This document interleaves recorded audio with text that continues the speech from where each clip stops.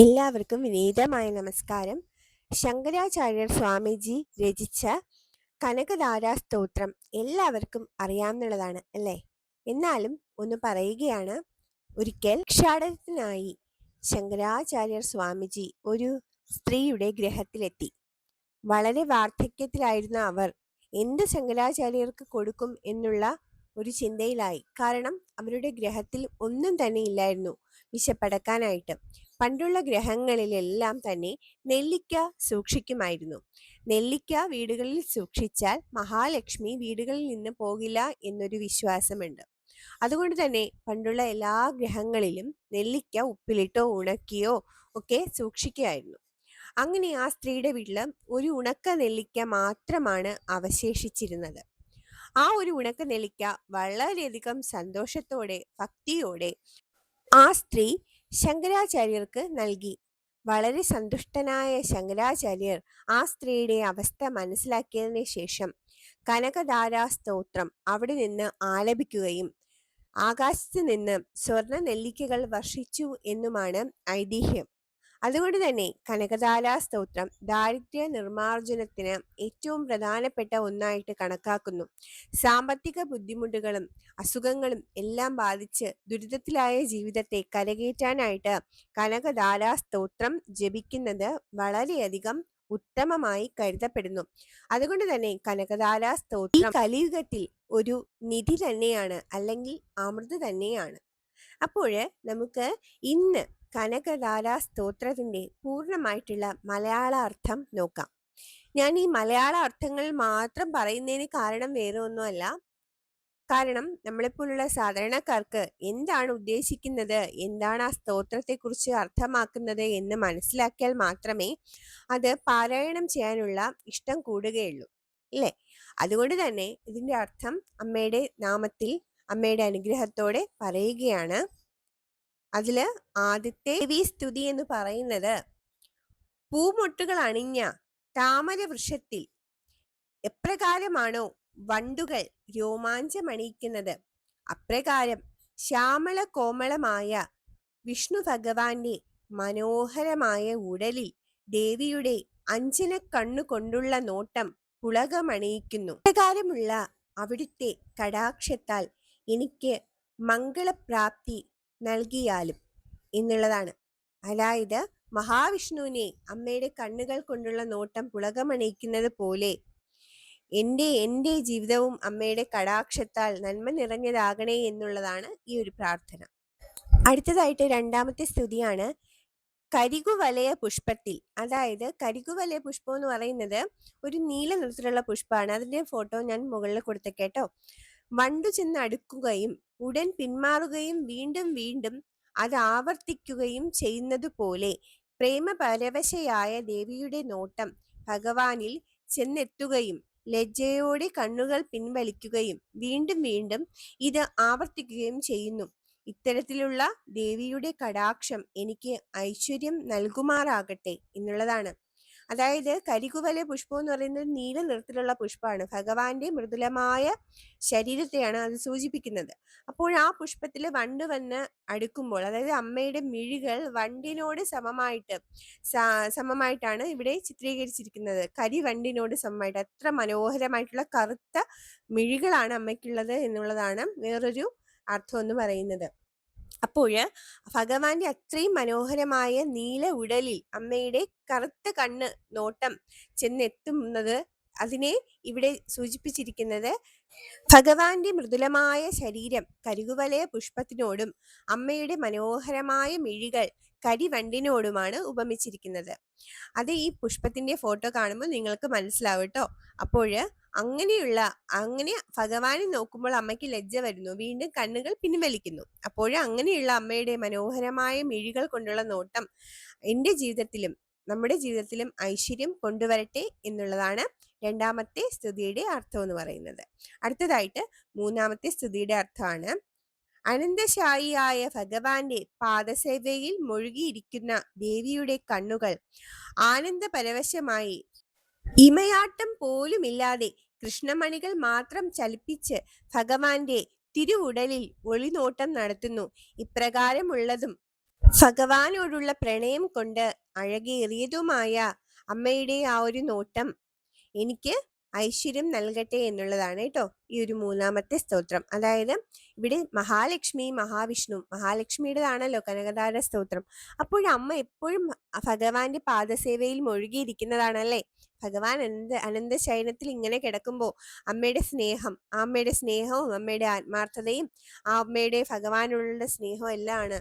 ആ ഒരു ആനന്ദത്തിലിരിക്കുന്ന അമ്മയാണ് ഇവിടെ വർണ്ണിക്കുന്നത്. അപ്പോൾ ആനന്ദത്തിലിരിക്കുന്ന അമ്മയ്ക്ക് എപ്പോഴും സന്തോഷത്തോടെ ഇരിക്കുമ്പോൾ അമ്മയ്ക്ക് ഭക്തരോടും സ്നേഹമൊക്കെ തോന്നൂല്ലേ.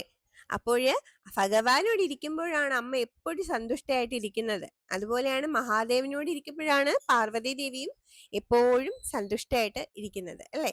അതുകൊണ്ട് തന്നെ അങ്ങനെ സന്തുഷ്ടവതിയായിട്ട് ഭഗവാനെ ഒളികണ്ണിട്ട് നോക്കി സന്തോഷിച്ചിരിക്കുന്ന അമ്മയുടെ ആ ഒരു കടക്കൺ നോട്ടം എൻ്റെ ജീവിതത്തിൽ ഐശ്വര്യം കൊണ്ടുവരട്ടെ എന്നുള്ളതാണ് ഈ ഒരു ഇതിൽ പറയണത്. എല്ലാത്തിലും അത് തന്നെയാണ് കേട്ടോ ആവർത്തിക്കുന്നത്. അമ്മയും ഭഗവാനെയും കുറിച്ച് ഇങ്ങനെ വർണ്ണിക്കുകയാണ് ശങ്കരാചാര്യർ അല്ലെ. അത് ആർക്കാണ് ഇഷ്ടമല്ലാത്തത് അമ്മയെക്കുറിച്ച് ഇങ്ങനെ വർണ്ണിക്കുന്നത് കേൾക്കാൻ. നാലാമത്തെ സ്തുതിയാണ് മധുജിത്തായ. മധുജിത്തെന്ന് ഭഗവാനെ മഹാവിഷ്ണുവിനെയാണ് വിളിക്കുന്നത്. കാരണം മധു എന്ന അസുരനെ വധിച്ചതിനാൽ ഭഗവാന് കൈവന്ന നാമമാണ് മധുജിത്ത്.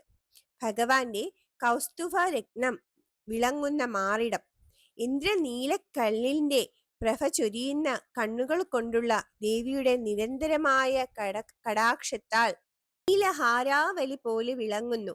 ഭഗവാനെ പോലും കാമപ്രദനാക്കുന്ന ഇത്തരത്തിലുള്ള അവിടുത്തെ കടാക്ഷം എനിക്ക് മംഗളം തരട്ടെ എന്നുള്ളതാണ്. ഇവിടെ അമ്മയുടെ കടക്കണ്ണിനെ നീല നിറത്തില്, നീല ശോഭയോടുകൂടി അമ്മയുടെ കടക്കൺ നോട്ടമാണ് ഭഗവാനെ മനോഹരനാക്കി മാറ്റുന്നത്. ഭഗവാനെ പോലും സ്നേഹം കൊണ്ട്, കാമം കൊണ്ട് നിറയ്ക്കുന്നത് അമ്മയുടെ ആ ഒരു കടക്കൺ നോട്ടാണ്. അപ്പോൾ ഭഗവാനെ പോലും മോഹിപ്പിക്കുന്ന അമ്മയുടെ ആ ഒരു നോട്ടം എൻ്റെ ജീവിതത്തിലെ മംഗളം തരട്ടെ എന്നുള്ളതാണ് ഇവിടെ ഉദ്ദേശിക്കുന്നത്. ഭഗവാനെ അമ്മയെ എത്ര മനോഹരമായിട്ടാണ് വർണ്ണിച്ചിരിക്കുന്നത് അല്ലെ. അമ്മയും അച്ഛനും സ്നേഹത്തോടെ സന്തോഷത്തോടെ കഴിയുന്ന വീടുകളിൽ മാത്രമാണ് മക്കൾക്ക് സന്തോഷം സമാധാനം ഒക്കെ ലഭിക്കുന്നത് അല്ലെ. ആ ഒരു ഇത് തന്നെയാണ് ഇവിടെയും ഇവിടെയും ശങ്കരാചാര്യർ കൊണ്ടുവന്നിരിക്കുന്നത്. ഒരു അച്ഛനും അമ്മയുമായിട്ടാണ് അമ്മയെയും മഹാവിഷ്ണുവിനെയും അമ്മയും കണ്ടിരിക്കുന്നത്. അപ്പോൾ അമ്മയുടെ ആ ഒരു സന്തോഷത്തോടെയുള്ള ആ ഒരു സമയം, ആ ഒരു സന്തോഷത്തോടെയുള്ള ആ ഒരു നിമിഷങ്ങളെല്ലാം അടിയന്റെ ജീവിതത്തിലും മംഗളങ്ങൾ കൊണ്ടുവരട്ടെ എന്നുള്ളതാണ്. അടുത്തതായിട്ട് അഞ്ചാമത്തെ സ്തുതിയാണ് കാർമേഘ വർണ്ണത്താൽ മനോഹരമായ ഭാര്യയുടെ തിരുമാറിൽ മിന്നൽ പെൺകൊടി എന്ന പോലെ വെട്ടിത്തിളങ്ങുന്നവളും സമസ്ത ജഗത്തിന്റെയും അമ്മയുമായ മഹാലക്ഷ്മിയുടെ മഹനീയമായ നേത്രങ്ങൾ എനിക്ക് മംഗളം തരട്ടെ എന്നുള്ളതാണ്. നേരത്തെ പറഞ്ഞതുപോലെ തന്നെ അമ്മയുടെ നേത്രങ്ങൾ, ഭഗവാനോട് കൂടെ ഇരിക്കുന്ന, ഭഗവാന് പോലും മനോഹരമാക്കുന്ന അമ്മയുടെ നേത്രങ്ങളും അമ്മയുടെ പ്രസൻസും എൻ്റെ ജീവിതത്തില് മംഗളങ്ങൾ തരട്ടെ എന്നുള്ളതാണ്. അടുത്തതായിട്ട് ആറാമത്തെ സ്തുതിയാണ് മദനനായ ഭഗവാനിൽ കാമവികാരമുണ്ട്. അദ്ദേഹത്തിൽ മന്മഥന് ആദ്യമായി സ്ഥാനം നൽകിയത് അവിടുത്തെ പ്രഭയോടു കൂടിയുള്ള നോട്ടമാണ്. അത്തരത്തിലുള്ള ദേവിയുടെ പ്രഭയോടു കൂടിയുള്ള മദാലസവും ആകർഷണവുമായ നോട്ടം എന്നിൽ പതിക്കണമേ എന്നുള്ളതാണ്. ഏഴാമത്തെ സ്തുതിയാണ് കേട്ടോ. എല്ലാ ദേവമുഖ്യന്മാർക്കും പദവി നൽകുന്നവളും സമർത്ഥയും മഹാവിഷ്ണുവിനെ പോലും അതിയായ ആനന്ദം പ്രദാനം ചെയ്യുന്നവളും കരിങ്കുവള പൂവിന്റെ അകം പോലെ അഴകാർന്നവളുമായ മഹാലക്ഷ്മി ദേവി അവിടുത്തെ ഈ ക്ഷണാർത്ഥം എന്നിലും അല്പനേരം സ്ഥിതി ചെയ്തിരുന്നുവെങ്കിൽ എന്നുള്ളതാണ്. അതായത് ഈ ലോകത്തെ മുഴുക്കെ നയിക്കുന്ന, ഭഗവാന് പോലും സന്തോഷം നൽകുന്ന അമ്മയുടെ ആ ഒരു കടക്കണ്ണോട്ടം കുറച്ചു നേരം എന്നിലും സ്ഥിതി ചെയ്തിരുന്നു എങ്കിൽ എന്നുള്ളതാണ്. അമ്മയുടെ ഒരു ചെറിയ നോട്ടം പോലും നമുക്ക് വലിയ ഉയർച്ചയും അനുഗ്രഹവും ഒക്കെ നൽകുന്നു എന്നുള്ളതും കൂടിയാണ് ഇവിടെ ഒരു അർത്ഥമാക്കുന്നത്. അടുത്തതായിട്ട് എട്ടാമത്തതാണ് അനാസക്തരായ വിശിഷ്ട മതികൾക്ക് പോലും ഇഷ്ടപ്പെട്ടവളും നിന്നിൽ ദയാർത്ഥമായ ദൃഷ്ടി കൊണ്ട് നോക്കുന്നവർക്ക് ത്രിവിഷ്ടപദം എന്ന് പറഞ്ഞാൽ സ്വർഗം എന്നും 3 ലോകമെന്നും അർത്ഥം അനായാസമായി പ്രാപ്തമാക്കാൻ സാധിക്കുന്നവളുമാണ് അവിടുന്ന്.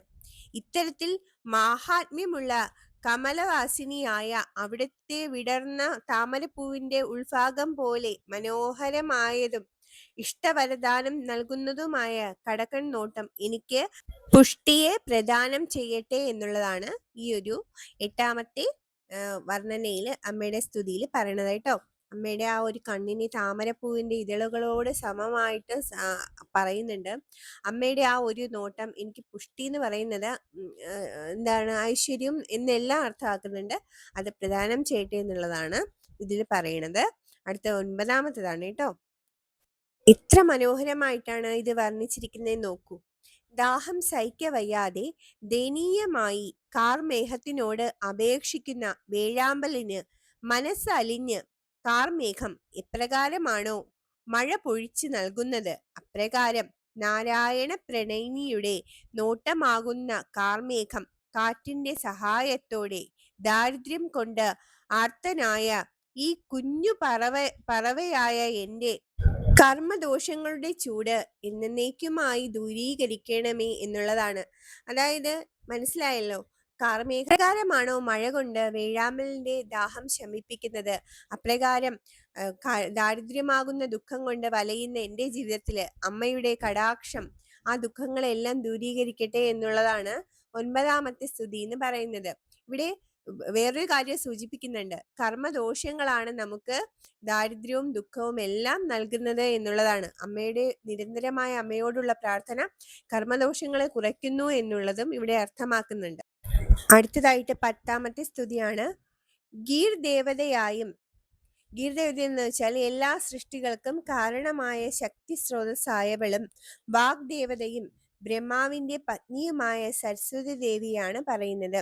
ഗരുഡധ്വജ ഫാമിനിയായും ഗരുഡനെ കൊടി അടയാളമാക്കിയ മഹാവിഷ്ണുവിന്റെ പത്നിയായ മഹാലക്ഷ്മി എന്നാണ് ഉദ്ദേശിക്കുന്നത്. ശാകംഭരിയായും സംഹാരമൂർത്തിയായ പരമശിവന്റെ പത്നിയായ ദുർഗാദേവിയാണ് ശാകംഭരി എന്നുകൊണ്ട് ഉദ്ദേശിക്കുന്നത്. സൃഷ്ടിസ്ഥിതി സംഹാരത്തിൽ ഏർപ്പെടുന്നവളും ത്രിഭുവന നാഥന്റെ തരുണിയുമായ ദേവിക്ക് നമസ്കാരം. അതായത് അമ്മയെ 3 രൂപത്തിൽ, എന്താണ്, സരസ്വതി, ലക്ഷ്മി, ദുർഗ രൂപത്തില് ഇവിടെ സ്തുതിക്കുകയാണ്. അങ്ങനെയുള്ള അമ്മയ്ക്ക് നമസ്കാരം എന്ന് പറയുകയാണ്. 11ാമത്തെ സ്തുതിയാണ്. എല്ലാ ശുഭകർമ്മങ്ങൾക്കും ഫലം നൽകുന്ന ശ്രീ മഹാലക്ഷ്മിക്ക് നമസ്കാരം. എല്ലാ രമണീ ഗുണങ്ങൾക്കും മൂലാധാരമായ ആനന്ദരൂപിയുമായ അമ്മയ്ക്ക് നമസ്കാരം. താമരപ്പൂവിൽ അധിവസിക്കുന്ന ശക്തി സ്വരൂപിണിക്ക് നമസ്കാരം. പുരുഷോത്തമനായ മഹാവിഷ്ണുവിന് പ്രിയപ്പെട്ട പത്നിയായ പുഷ്ടിരൂപിണിക്ക് നമസ്കാരം എന്നുള്ളതാണ്. അതായത് ഞാൻ നേരത്തെ പറഞ്ഞതുപോലെ തന്നെ എല്ലാ ശുഭകാര്യങ്ങൾക്കും നല്ല ഫലം നൽകുന്ന അമ്മയ്ക്ക് നമസ്കാരം. താമരപ്പൂവിൽ വസിക്കുന്ന അമ്മയ്ക്ക് നമസ്കാരം. മഹാവിഷ്ണുവിന്റെ പ്രിയപ്പെട്ട സുന്ദരിയായിട്ടുള്ള അമ്മയ്ക്ക് നമസ്കാരം എന്നുള്ളതാണ് ഈ ഒരു ഇതിൽ പറയുന്നത് കേട്ടോ. അടുത്ത 12ാമത്തെ സ്തുതിയിലേക്ക് കടക്കാം. താമരപ്പൂ പോലെ മനോഹരമായ ദേവിക്ക് നമസ്കാരം. ക്ഷീരസാഗരത്തിൽ പിറന്ന ഐശ്വര്യ ദേവിക്ക് നമസ്കാരം. സോമന്റെയും അമൃതത്തിന്റെയും സോദരിക്ക് നമസ്കാരം. നാരായണ വല്ലഭയ്ക്ക് നമസ്കാരം എന്നുള്ളതാണ്. അമ്മേ നാരായണ, അമ്മയ്ക്ക് നമസ്കാരം. അടുത്തതായിട്ട് 13ാമത്തേതാണ്. ഭൂമണ്ഡലത്തിൽ നാഥയായിരിക്കുന്ന അവിടത്തേക്ക് നമസ്കാരം. സമസ്ത ലോകർക്കും ദയ ചൊരിയുന്ന ദേവിക്ക് നമസ്കാരം. ശാർഖായുധന്റെ, മഹാവിഷ്ണുവിന്റെ ആയുധമാണല്ലോ ശാർഖായുധം, അതുകൊണ്ട് ശാർഖായുധന്റെ വല്ലഭയ്ക്ക് വീണ്ടും വീണ്ടും നമസ്കാരം എന്നാണ് 13ാമത്തെ സ്തുതിയിൽ പറയണത് കേട്ടോ. അടുത്ത 14ാമത്തെ സ്തുതിയാണ്. ഭൃഗു മഹർഷിയുടെ പുത്രിയായ അല്ലയോ ദേവി, അവിടത്തേക്ക് നമസ്കാരം. മഹാവിഷ്ണുവിന്റെ നെഞ്ചിൽ സ്ഥിതി ചെയ്യുന്നവൾക്ക് നമസ്കാരം. താമരപ്പൂവ് അലങ്കാരമാക്കിയതിൽ വസിക്കുന്ന ദേവിക്ക് നമസ്കാരം. അടുത്തതായിട്ട് 15ഉം 16ഉം ഒന്നിച്ചാണ് കേട്ടോ അർത്ഥം വരുന്നത്. അല്ലയോ സരോരുഹാക്ഷി, ദേവിയുടെ ചരിതങ്ങൾ കേൾക്കുന്നതും കേൾപ്പിക്കുന്നതും അവിടുത്തെ പാതാരവിന്ദങ്ങളിൽ അർച്ചന ചെയ്യുന്നതും ആരാധിക്കുന്നതും സമ്പത്തും ഐശ്വര്യവും പ്രദാനം ചെയ്യുന്നു. എല്ലാ ഇന്ദ്രിയങ്ങളെയും ആനന്ദിപ്പിക്കുന്നതും സാമ്രാജ്യം തന്നെ ദാനം ചെയ്യുന്ന വൈഭവത്തോടു കൂടിയതുമായ അവിടുത്തെ പാതാരവിന്ദങ്ങളിൽ ആരാധന ചെയ്യാൻ എനിക്ക് സാധിക്കണമേ എന്നുള്ളതാണ്. അമ്മയെ ആരാധന ചെയ്യണമെങ്കിൽ അമ്മ തന്നെ വിചാരിക്കണം അല്ലേ? അമ്മയുടെ ഭക്തരാവണമെങ്കിൽ അമ്മ തന്നെ വിചാരിക്കണം. അമ്മയിലേക്കുള്ള ഭക്തി എന്ന് പറയുന്നത് വളരെ വലിയൊരു കാര്യമാണ്. അമ്മയിലേക്ക് എത്തുക എന്ന് പറയുന്നത് ഒരു ജന്മസുകൃതം തന്നെയാണ്. അതുകൊണ്ട് തന്നെ അതിനുള്ള ഭാഗ്യം അടിയന് തരണേ എന്നുള്ളതാണ് ഈ ഒരു സ്തുതിയിൽ, ഈ 2 സ്തുതികളിലും പറയുന്നത് കേട്ടോ. അടുത്ത 17-ാമത്തത്. ഏതൊരു ശക്തിയുടെ ആരാധനയിലൂടെ സേവകർക്ക് സകല പുരുഷാർത്ഥ സമ്പത്തും ലഭിക്കുമോ, ആ ശക്തിയായ അല്ലയോ ഭഗവതി, അവിടുത്തെ വാക്കുകൊണ്ടും ശരീരം കൊണ്ടും മനസ്സുകൊണ്ടും ഞാൻ ആരാധിക്കുന്നു. മുരാരിയുടെ ഹൃദയേശ്വരിയായ ദേവിയെ ഞാൻ സദാ ഭജിക്കുന്നു എന്നുള്ളതാണ്. അമ്മയെ എപ്പോഴും മനസ്സുകൊണ്ടും വാക്കുകൊണ്ടും ശരീരം കൊണ്ടും ഞാൻ അമ്മയെ സ്മരിക്കുന്നു. ഏതൊരു ശക്തിയാണോ എല്ലാ പുരുഷാർത്ഥങ്ങളും എല്ലാ തരത്തിലുള്ള സൗഭാഗ്യങ്ങളും നമുക്ക് തരുന്നത്, ആ ശക്തിയെ ഞാൻ വാക്കുകൊണ്ടും മനസ്സുകൊണ്ടും ശരീരം കൊണ്ടും സ്മരിക്കുന്നു എന്നുള്ളതാണ്. ഭഗവാന്റെ മനസ്സിലിരിക്കുന്ന ഹൃദയേശ്വരിയായ ദേവിയെ ഞാൻ സദാ ഭജിക്കുന്നു എന്നുള്ളതാണ്. നോക്കൂ, എന്ത് ഹൃദയസ്പർശിയായിട്ടുള്ള സ്തുതികളാണ് അല്ലേ? അമ്മയെ അടുത്തറിയാൻ സാധിക്കുന്ന സ്തുതികളാണ് ശങ്കരാചാര്യർ നമുക്കെല്ലാം വേണ്ടിയിട്ട് രചിച്ചത് കനകധാരാ സ്തോത്രത്തിലൂടെ. അടുത്തതായിട്ട് 18-ാമത്തെ സ്തുതിയാണ്.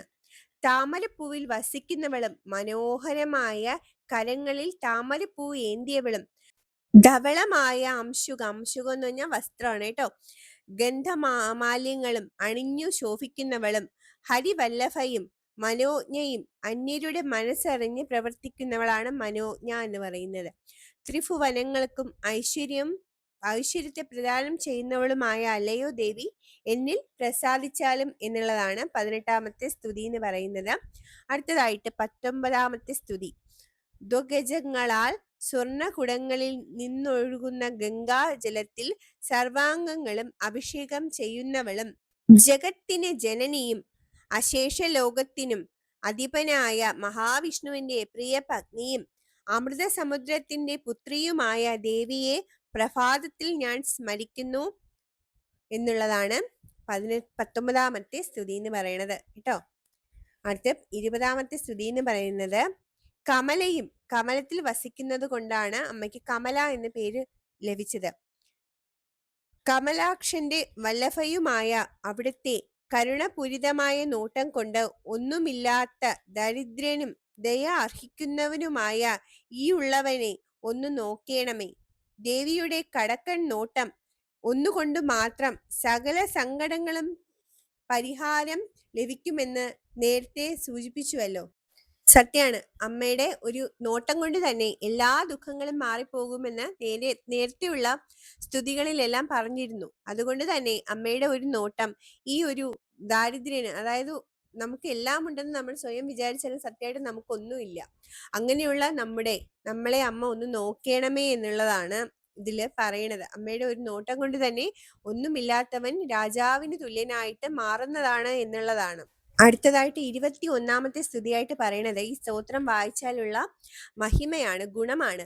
ഈ സ്തോത്രം നിത്യവും പാരായണം ചെയ്ത് വേദസ്വരൂപിണിയും ത്രിഭുവനങ്ങൾക്ക് മാതാവുമായ ലക്ഷ്മി ദേവിയെ ഏതൊരുവൻ സ്തുതിക്കുന്നുവോ അവൻ അധിക ഗുണവാനും വളരെ ഭാഗ്യവാനും സദ്ബുദ്ധികളായി ഭവിക്കും എന്നുള്ളത് സുനിശ്ചിതമാണ് എന്നുള്ളതാണ്. ഇത് ശ്രീ കനകധാരാ സ്തോത്രം സമ്പൂർണം. അപ്പോഴേ അമ്മയുടെ അനുഗ്രഹത്തോടെ കനകധാരാ സ്തോത്രത്തിന്റെ അർത്ഥം പൂർണ്ണമായിട്ടും ഞാൻ സമർപ്പിക്കുകയാണ്. അമ്മയുടെ ഭക്തർക്ക് കനകധാരാ സ്തോത്രം വായിക്കുന്നത് ജീവിതത്തിലെ എല്ലാ ദുരിതങ്ങളും ദുഃഖങ്ങളും മാറിപ്പോകാനായിട്ട് സാധിക്കുന്നു എന്നുള്ളതാണ്.